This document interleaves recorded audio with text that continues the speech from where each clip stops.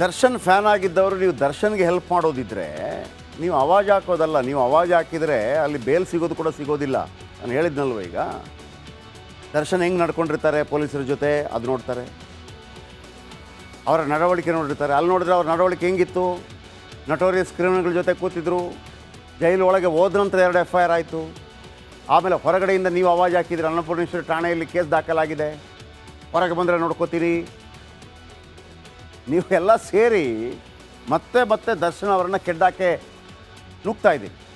ಅದರ ಬದಲಾಗಿ ನೀವು ಒಳ್ಳೆ ಕೆಲಸ ಮಾಡೋದಿದ್ರೆ, ಈ ಜೊತೆಗಿದಾರಲ್ಲ ಎಷ್ಟೋ ಜನ ಜೈಲಲ್ಲಿದ್ದಾರಲ್ಲ ಈಗ ಜೊತೆಗೆ ಹೋಗ್ಬಿಟ್ಟು ಕೊಲೆ ಕೇಸಲ್ಲಿ, ಅವರ ಮನೆಯವರಿಗೆ ಏನಾದರೂ ಹೆಲ್ಪ್ ಮಾಡಿ. ಯಾಕೆ ಒಬ್ಬರು ಹೋಗಿಲ್ಲ ಅಲ್ಲಿಗೆ? ಅವ್ರು ಹೆಂಗಿದ್ದಾರೆ ಹೇಳ. ನಾನು ಅನುಕುಮಾರ್ ತಾಯಿ ಹೇಳಿ ಬನ್ನಿ. ಅನುಕುಮಾರ್ ತಾಯಿ, ದರ್ಶನ್ನಿಂದ ಅನಾಥರಾದ ತಾಯಂದ್ರ ಕತೆ ಹೇಳ್ತೀನಿ. ಅನುಕುಮಾರ್ ಅವರ ತಾಯಿ, ಇವ್ರಿಗೆ ಯಾರು ಹೆಲ್ಪ್ ಮಾಡಬೇಕೀಗ? ಅವ್ರಿಗೆ ಹೋಗ್ಬಿಟ್ಟು ತಗೊಳ್ಳಿ ಅಮ್ಮ, ನಾವೆಲ್ಲ ಸೇರಿ ಒಂದು 2 ಕ್ವಿಂಟಲ್ ಅಕ್ಕಿ ತಂದು ಹಾಕಿದ್ದೀವಿ, ಒಂದು 10 kg ಸಕ್ಕರೆ, ಒಂದು 10 kg ಬೇಳೆ, ಒಂದು 1 ಲಕ್ಷ ಇಟ್ಕೊಳ್ಳಮ್ಮ, ಕೊಡಿ. ನಟನ ಹಿಂದೆ ಹೋದವರ ಕುಟುಂಬ ಕತ್ತಲೆಯಲ್ಲಿದೆ. ದರ್ಶನ್ ನಂಬಿ ಹೇಳಿದ್ದಕ್ಕೆಲ್ಲ ಓಕೆ ಓಕೆ ಅಂತ ಅನು ಹೇಳ್ದ. ಈಗ ಅವನಿಗೇನು ಸಿಕ್ತು? ಆಯಿತು, ಅಭಿಮಾನಿಗಳಾದರೆ ಏನಾದರೂ ಹೆಲ್ಪ್ ಮಾಡ್ತಾ ಇದ್ರೆ ಹೋಗ್ಬಿಟ್ಟು? ಇಲ್ಲ. ಬಾಸ್ ನಂಬಿ ಹೋದ ಅನು ಬದುಕೆ ಈಗ ಬರ್ಬಾದೋಗೋಗಿದೆ. ಮಗ ಜೈಲು ಸೇರಿರೋ ಸುದ್ದಿ ಕೇಳಿ ತಂದೆ ಸತ್ತೋಗ್ಬಿಟ್ರು. ಮಗ ಅಭಿಮಾನದ ಮೋಹಕ್ಕೆ ಬಿದ್ದು ಜೈಲು ಸೇರಿದ. ತಾಯಿಗೆ ಯಾರ ದಿಕ್ಕು? ಅನುಕುಮಾರ್ ಕುಟುಂಬದ ಶೋಚನೀಯ ಸ್ಥಿತಿ. ಅನು ಅವರ ತಾಯಿ ನಿತ್ಯ ಹೂ ಕಟ್ಟಿದ್ರೇನೆ ಆ ದಿನದ ಊಟ. ನಿತ್ಯ ಅರ್ಧ kg ಹೂ ಕಟ್ಟಿ ಮಾರ್ತಾರೆ ಅನು ಅವರ ತಾಯಿ. ತಿನ್ನೋಕೆ ಮುದ್ದೆ ಇಲ್ಲ, ಬೇಲೆಲ್ಲಿಂದ ತರೋಣ ಅಂತಾರೆ. ಈ ತಾಯಿ ಅನುನ ಬಿಡಿಸ್ಕೊಂಡು ಬರೋದು ಹೌದಾ? ಯಾಕೆ ಸಹಾಯ ಮಾಡಲ್ಲ ನೀವು ಅಭಿಮಾನಿಗಳು? ಅಭಿಮಾನ ಅಂತ ಕರೆದುಕೊಂಡು ಹೋಗಿದ್ದಾರೆ, ಅವರೇ ಬಿಡಿಸ್ಕೊಂಡು ಬರಲಿ ಅಂತಾರೆ ತಾಯಿ. ಆಯಿತು, ಈ ತಾಯಿ ಮಗನನ್ನು ನೋಡಿದ್ರೆ ಜೈಲಿಗೆ ಹೋಗಿ, ಮಗನನ್ನು ಜೈಲಿಗೆ ಹೋಗಿ ನೋಡೋಕ್ಕೂ ಆಗ್ತಾ ಇಲ್ಲ ಅನುಕುಮಾರ್ ಅವರ ತಾಯಿಗೆ. ನೀವು ಯಾರಾದ್ರೂ ಸಹಾಯ ಮಾಡಿದ್ರಾ ಅಭಿಮಾನಿಗಳು? ಅದನ್ನೇ ಮೆಚ್ಚಬಹುದಿತ್ತಪ್ಪ. ಅದು ಬಿಟ್ಬಿಟ್ಟು ನೀವು ಎಲ್ಲರಿಗೂ ಆವಾಜ್ ಹಾಕ್ತಾ ಕೂತ್ಕೋದು ಏನು ಸಮಾಜ ಕೈಕಟ್ಟಿ ಕೂತ್ಕೊಂಡ್ಬಿಡತ್ತಾ? ಆವಾಜ್ ಹಾಕೋಕ್ಕೆ ನಿಮಗೇನೆ ಬರೋದು, ಉಳಿದವ್ರಿಗೇನು ಆಗೋದೇ ಇಲ್ವಾ? ಇದು ಮಾಡಿ ಕೆಲಸ. ಇನ್ನೊಬ್ಬರು ಜಗದೀಶ್ ತಾಯಿ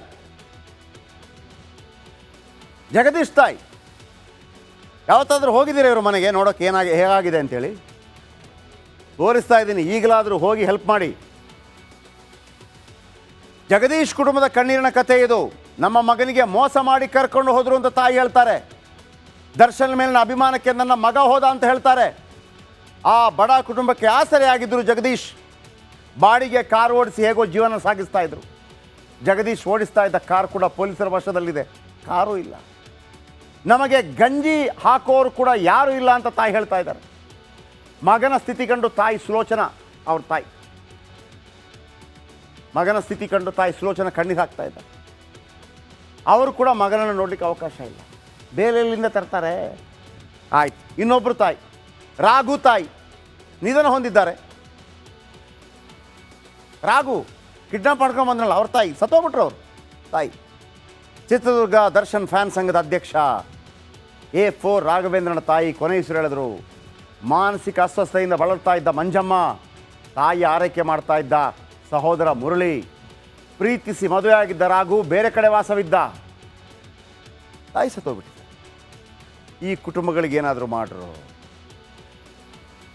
ಇವರೆಲ್ಲ ಅಣ್ಣ ಅಣ್ಣ D boss boss boss D boss ಅಂತ ಹೇಳಿದವರೇ. ಅವರ ಮನೆಗೇನಾದರೂ ಕೊಡಿ, ಅದನ್ನು ಸುದ್ದಿ ಮಾಡ್ತೀನಿ ನಾನು. ಡಿ ಬಾಸ್ ಅಭಿಮಾನಿಗಳು ಯಾರೆಲ್ಲ ಒಳಗೋಗಿದ್ದಾರೆ ಅವರ ಮನೆಗೆ ಆಸರೆ ಆದರು ಅಂತೇಳಿ. ಮಾಡಿದ್ರು ತಪ್ಪಾಗೋಗಿದೆ ಸಾರ್ ಅಂತ ದಾಸ ಬೇಡಿಕೊಂಡಿದ್ದಾನೆ.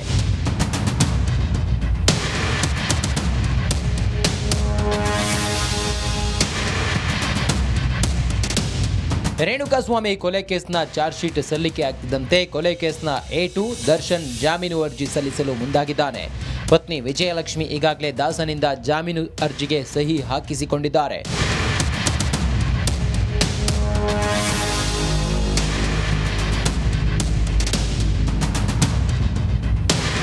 ಸೋಮವಾರ 57ನೇ ಸೆಷನ್ಸ್ ನ್ಯಾಯಾಲಯಕ್ಕೆ ದರ್ಶನ್ ಪರ ವಕೀಲರು ಜಾಮೀನು ಅರ್ಜಿ ಸಲ್ಲಿಸುವ ಸಾಧ್ಯತೆ ಇದೆ.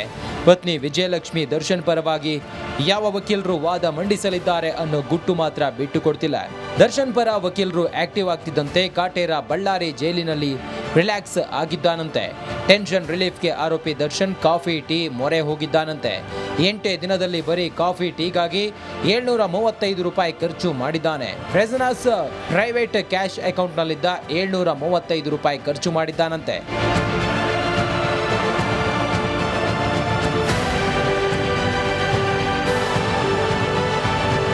ಇನ್ನು ಬಳ್ಳಾರಿ ಜೈಲಲ್ಲಿ ದಾಸನ ಸುತ್ತ ಕಾಕಿ ಕೋಟೆ ನಿರ್ಮಿಸಿದ್ದು ಕಳ್ಳಾಟ ನಡೆಯದಂತೆ ಕಟ್ಟೆಚ್ಚರ ವಹಿಸಲಾಗಿದೆ.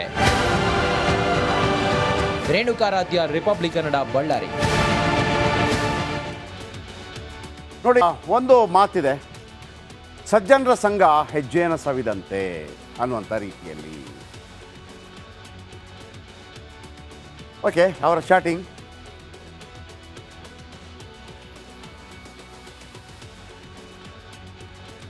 ನೋಡಿ. ರೇಟ್ ಎಷ್ಟು ಕಣೆ ಅಂತ ಒಂದು ಕೇಳ್ತಾನಲ್ವ ಇವನು. ಸಜ್ಜನರ ಸಂಘ ಹೆಜ್ಜೆಯನ್ನು ಸವಿದಂತೆ ಯಾಕೆ ಕೇಳಿದ್ರೆ, ದುರ್ಜನರ ಸಂಘ ಬಚ್ಚಲ ಕೊಚ್ಚೆ ಅಂತೆ. ದರ್ಶನ್ ಸುತ್ತಮುತ್ತ ಇದ್ದ ಬಹುತೇಕರು ಅವ್ರಿಗೇನೂ ಗೊತ್ತಿರಲಿಲ್ಲ. ಕಾನೂನು ಇದೆ, ಮತ್ತೊಂದಿದೆ, ಇದು ತೊಡಕಾಗತ್ತೆ, ಹಣ ಇದ್ದಾರೆ, ಎಲ್ಲ ಆಗತ್ತೆ ಅಂತ. ಹಂಗಲ್ಲ. ಯಾಕೆ ಅಷ್ಟು ಅರ್ಜೆಂಟಾ ಅಂತಾನೆ ರೇಣುಕಾಸ್ವಾಮಿ. ಸ್ವಲ್ಪ ಇದೆ ಅಂತ ಹೇಳಿದಂತೆ ಪವಿತ್ರ ಗೌಡ. ಹಣ ಬೇಡ, ನೀನು ಬೇಕು ಅಂದಿದ್ಲು ಪವಿತ್ರ ಗೌಡ.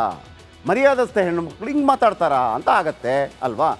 ಇವರಿಬ್ಬರು ಇನ್ನೂ ಅಸಹ್ಯವಾಗಿ ಮಾತಾಡಿದ್ದಾರೆ. ಈ ಅಸಹ್ಯ ಚಾಟಿಂಗ್ ತೋರಿಸೋಕ್ಕೆ ಆಗೋದಿಲ್ಲ, ಅದು ಇನ್ನೂ ಇದೆ.